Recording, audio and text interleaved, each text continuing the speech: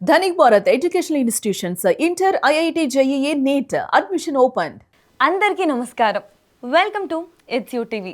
ప్రస్తుతం మనతో పాటు ఉన్నారు ప్రముఖ ఆధ్యాత్మికవేత్త, న్యూమరాలజిస్ట్ లక్ష్మీ నరసింహస్వామి ఉపాసకురాలు శ్రవంతి గారు. అమ్మతో మాట్లాడి మనకున్న సందేహాలన్నింటినీ కూడా నివృత్తి చేసుకునే ప్రయత్నం చేసేద్దాం. అంతకంటే ముందు ఇటువంటి ఆధ్యాత్మికపరమైన వీడియోస్ కోసం ఇప్పుడు మన ఛానల్ని సబ్స్క్రైబ్ చేసుకోండి. నమస్కారం అమ్మ. నమస్తే దాక్షాయిని. అమ్మ, మనకి ఏప్రిల్ 30వ తారీఖున నరసింహస్వామి జయంతి అయితే వస్తుంది కదా, అసలు ఆ రోజు ఎందుకు జయంతిగా జరుపుకుంటారు, విశిష్టత ఏంటి, ఆ రోజు ప్రత్యేకత ఏంటో మీ మాటల్లో తెలియజేస్తారా? తప్పకుండా తెలియజేస్తాను. హిరణ్యకశిపుడు అంటే తనను తాను మర్చిపోయి ఎంత అహంకారము అని అంటే కేవలం హిరణ్యాక్షుణ్ణి వరాహస్వామి సంహరించాడు అన్న నెపంతోనో ఆ కోపంతోనో హరిద్వేషిగా, అంటే నారాయణుడు అంటే విపరీతమైన ద్వేషం అన్నమాట. శివకేశవులకి అభేదం. మీరు చూసుకుంటే లక్ష్మీనరసింహస్వామిని సింహాచలంలో ఆయనని కప్పబడేది లింగాకారంలోనే కప్పి ఉంచుతారు ఆయన, అవునా కదా? అవును, గంధంతో. అవును.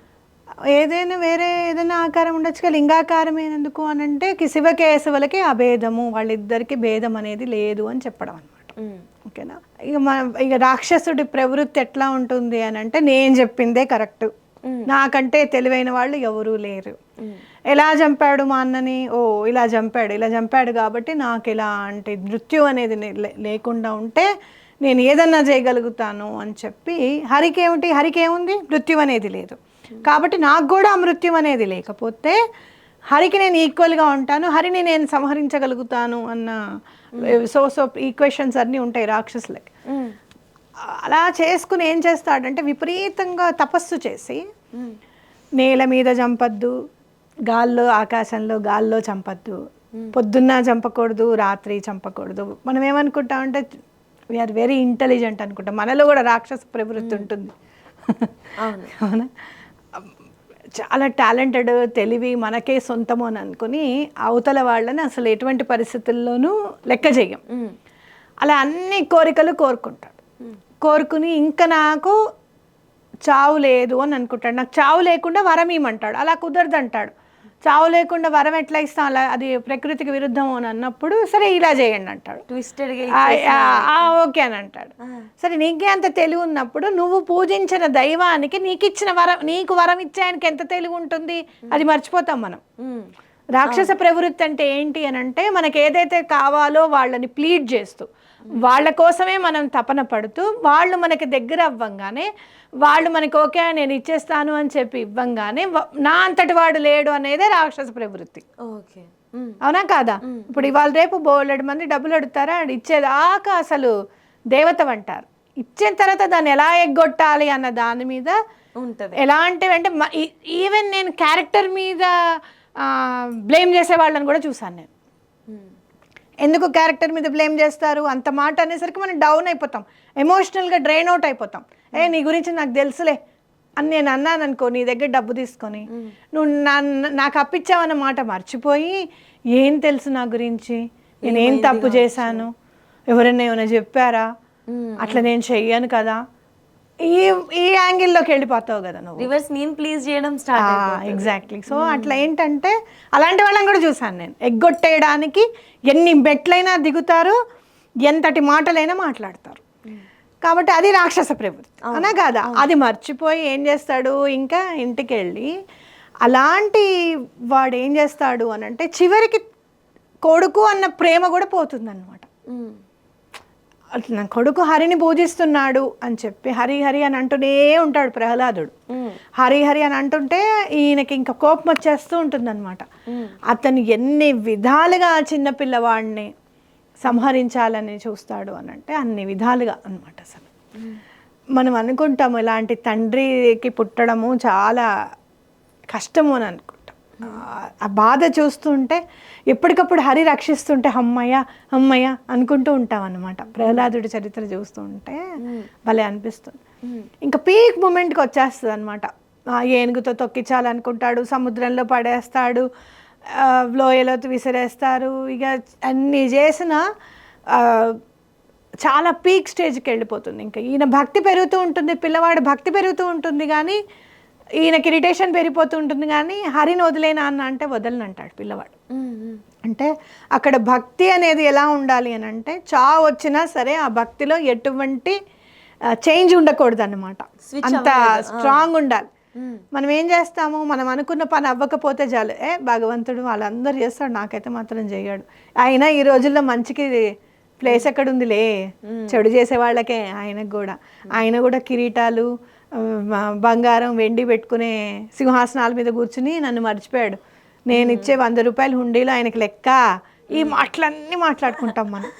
కానీ చిన్న పిల్లవాడు 5 సంవత్సరాల పిల్లవాడేమో అబ్బాయికి మాత్రం అసలు భక్తి అనే దాని మీద ఇంకా పెరుగుతూ ఉంటుంది, కానీ ఎక్కడ తొన్నకడు బెనకడు. ఏరా హరి ఎక్కడున్నా ఇందుగడ అందు లేడని సందేహము వలదు, ఎందెందు వెతికినా అందందే గలడు హరి అని అంటాడు. మరి ఎక్కడ ఇక్కడ ఉన్నాడా ఈ స్తంభంలో అంటే, ఉన్నాడు నాన్నగారండి అని చెప్తే, ఏది కొడతాను అని చెప్పి ఒకటి కొడతాడు. కొట్టినప్పుడు అక్కడి నుంచి ఉద్భవిస్తారు శ్రీ లక్ష్మీనరసింహస్వామి. అంటే ఏంటనంటే, భక్తుడు అనేవాడు ఎంతటి వాడైనా, చిన్నోడైనా, పెద్దోడైనా, పేదవాడైనా, ఉన్నవాడైనా, ఉన్నాను అని కనుక నమ్మితే ఖచ్చితంగా ఉంటాను అని చెప్తుంది ఈ లీల మనకి, అనే కదా. అంటే ఆశ్చర్యపోతాడు హిరణ్యకశిపుడు. ఆశ్చర్యపోతే ఆయన ఎత్తుకొని తీసుకొని వెళ్ళి గుమ్మం మీద, అందుకే గుమ్మం మీద కూర్చోద్దు అంటారు మన్ని, స్వామి ఉంటారు గుమ్మంపై, గుమ్మం మీద కూర్చొని ఎలా అస్త్రాలు కూడా ఉండకూడదు అంటాడు, ఎలాంటి అస్త్రం కూడా నన్ను చీల్చి చెండాడడానికి వీలు లేదు అని అంటాడు. మరి ఆయన వజ్రనఖుడు అయ్యాడు ఆయన అప్పుడే. ఆ గోల్డ్ ఏంటంటే ఆయన నఖములు ఎలా ఉంటాయి అని అంటే వజ్రాల కంటే కూడా చాలా స్ట్రాంగ్ ఉంటాయి అన్నమాట.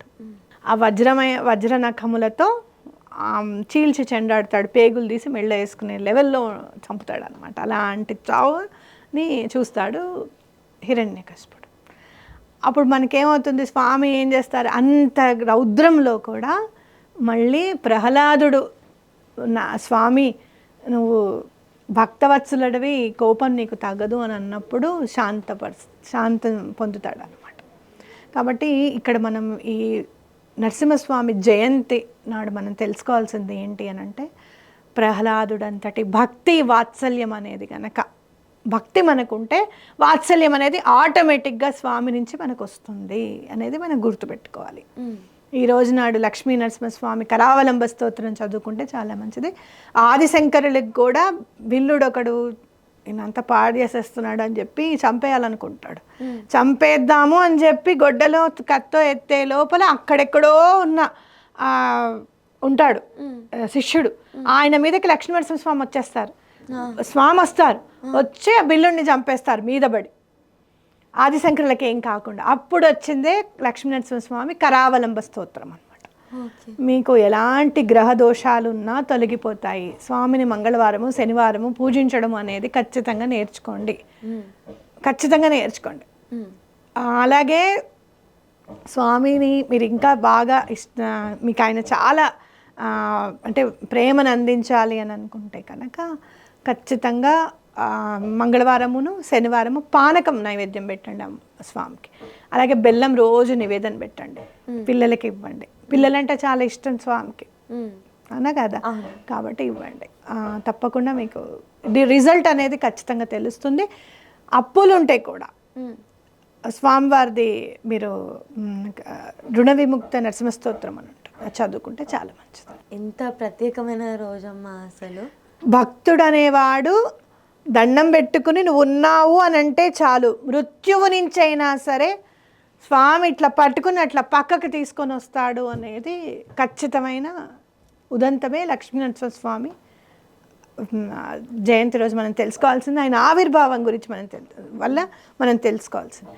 దశావతారాలన్నీ కూడా ఎండ్ మార్క్ ఉన్నాయి.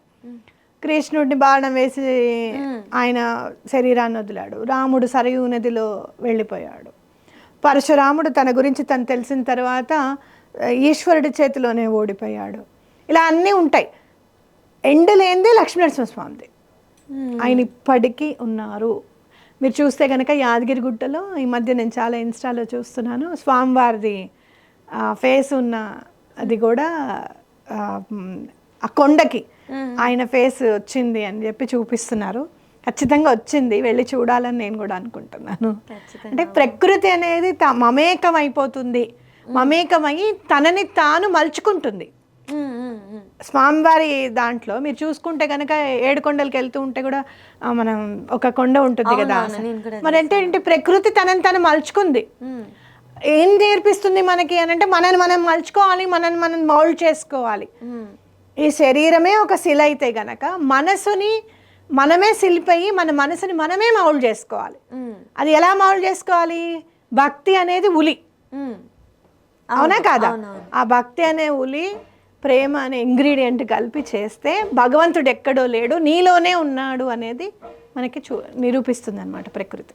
ఈ పాంచభౌతిక శరీరం కూడా ప్రకృతి వల్ల వచ్చింది కాబట్టి, నిర్మాణమైంది కాబట్టి మనం అలా మౌల్డ్ చేసుకోవాలనేది గుర్తుపెట్టుకోవాలి. ఓకే.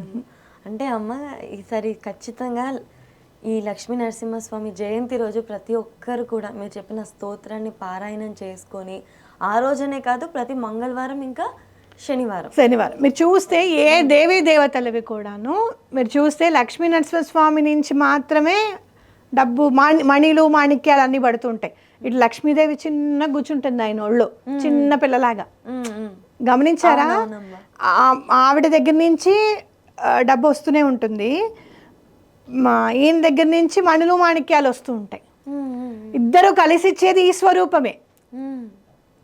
నారాయణ దగ్గర లక్ష్మీదేవి ఉందనుకో, విష్ణుమూర్తి స్వరూపంలో గరుడు మీద వచ్చిన లక్ష్మీదేవి చాలా కామ్గా కూర్చుంటుంది. ఆవిడ ఏమి అభయహస్తాలు అవన్నీ ఏమి ఇవ్వదు. నారాయణుడు ఉన్నాడు ఇంకా నేను అక్కర్లేదని అంటుంది.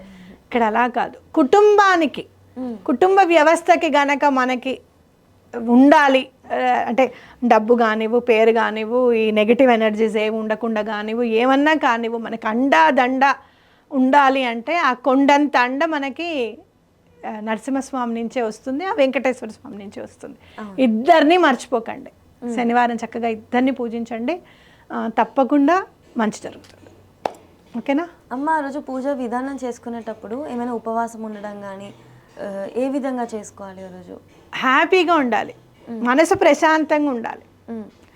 నేను 2 రూపాయలు నీకు ఇస్తున్నాను, రేపు పొద్దున్న నువ్వు 200 ఇస్తావో ఇయ్యవో అనే ఇది ఉండకూడదు. కర్మ పరిపక్వం చేయి స్వామి, గురువుని మాకు అందించు స్వామి, గురు స్వరూపంలో నువ్వు ఉండు స్వామి, ఇలాంటివన్నీ దండం పెట్టుకున్నావు అనుకో, నన్ను నువ్వే నడిపించు అని దండం పెట్టుకుంటా. నేను 4 వైపులా నువ్వే ఉండాలి, నువ్వే నడిపించాలని దండం పెట్టుకుంటా. గివ్ అండ్ టేక్ అనేది కాకుండా నువ్వు ఓన్లీ ఇవ్వు, ఆయన ఏమి ఇవ్వాలి అనేది ఆయన కూడా గివ్ చేయాలి కదా. గివ్ అండ్ టేక్ అన్న పాలసీ ఉందనుకో, నీకు ఇది ఇచ్చి ఇంకోటి తీసుకుంటాడు, అవునా కదా? ఓన్లీ గివ్ పాలసీలోనే ఉందాం. అప్పుడు ఆయన కూడా అదే పాలసీలో ఉంటాడు కదా. కాబట్టి అలా దండం పెట్టుకోవాలి. నువ్వేమి ఇస్తావు నాకని కాదు, నీకు నేను ఇది ఇస్తున్నాను, అంత నీ దయా స్వామి అని చెప్పి దండం పెట్టుకుంటే ఆయన అపార కరుణా కటాక్షం అనేది మన మీద ప్రసరింపజేస్తే ఇంకా మన లైఫ్కి అంతకు మించి ఇంకోటి ఏం అవసరం లేదు. అమ్మ, ఇంకో చిన్న సందేహం, ఇంట్లో ఎవరైనా లక్ష్మీ నరసింహస్వామిది పటం పెట్టుకోవాలి అంటే ఎటువంటిది పెట్టుకుంటే? లక్ష్మీదేవి ఉండాలి ఖచ్చితంగా, నవ్వుతూ ఉంటాడు స్వామి. కళ్ళకి కాటిక మనం పెట్టామా, ఆయన తీర్చిదిద్దినట్టు ఎవరు పెట్టారో ఆ కళ్ళకి అని చెప్పి ఆ కళ్ళనే చూస్తూ ఉండాలనిపిస్తుంది మనం లక్ష్మీనరసింహ స్వామి ఫోటో చూస్తే. అమ్మవారు చక్కగా గ్రీన్ చీరలో ఉంటారు. ఓకే, ఇక్కడ కూడా మనం గ్రీన్, అమ్మవారు లక్ష్మీదేవి గ్రీన్ శారీలో ఉన్న ఫోటో పెట్టుకుంటే చాలా కలిసి వస్తుంది అని వే బ్యాక్ నాకు 25 years బిఫోర్ ఒకళ్ళు చెప్పారు. నేను అలానే మెయింటైన్ చేస్తాను. ఇప్పటికీ మా ఇంట్లో గ్రీన్ శారీ ఉన్న లక్ష్మీదేవి ఉంటుంది. లక్ష్మీనరసింహస్వామి ఊళ్ళో కూడా గ్రీన్ శారీ కట్టుకున్న అమ్మవారిది ఉంటుంది. ఆ కళ్ళు చూడండి ఎంత బాగుంటాయో, అసలు బంగారు వర్ణంలో ఉంటుంది ఆ జూలంతా ఆయనకి. ఆయన అందము అనేది భలే బాగుంటుంది. మీరు ఒక్కసారి ఆ కళ్ళని చూడండి. లక్ష్మీ నరసింహస్వామిది లక్ష్మీదేవి సమేతంగా ఉండాలి. యోగ నరసింహస్వామి ఇవన్నీ వేరు, మళ్ళీ మనకు అంత దాకా కాదు. ముందు ఏబిసిడీలు నేర్చుకుందాం. ఈ ఏబిసిడీలు ఆయనే రాయించేస్తాడు మన చేత. ఏబిసిడీలు నేర్చుకుంటే ఆటోమేటిక్గా A for apple, B for boy అవన్నీ రాసుకుంటూ వెళ్తాం నెక్స్ట్. కాబట్టి ముందు స్వామిది ఫోటో తెచ్చి పెట్టుకొని చక్కగా స్వామిని పూజిస్తే చాలా మంచిది. ప్రతి ఒక్కరి ఇంట్లో లక్ష్మీనరసింహ స్వామి చిత్రపటము అనేది మ్యాండటరీగా ఉండాలి. మనకి రక్షగా ఉంటారు, ఎల్లవేళ మనకి ఉన్నారు అన్న ధైర్యం కూడా మనకు. ఆ ఎఫెక్ట్ వేరు. మీరు చేసిన తర్వాత చెప్పండి నాకు. ఖచ్చితంగా అమ్మ. ఈ వీడియో చూస్తున్న యూటీవీ ప్రేక్షకులందరూ కూడా చక్కగా లక్ష్మీనరసింహస్వామి జయంతి రోజు మీరు చెప్పిన విధంగా పూజ చేసుకొని, పారాయణం కూడా చేసుకొని, ఆ చిత్రపటం కూడా ఇంట్లో ఉండేలాగా చూసుకుంటే చాలా బాగుంటుంది. ధన్యవాదాలమ్మా.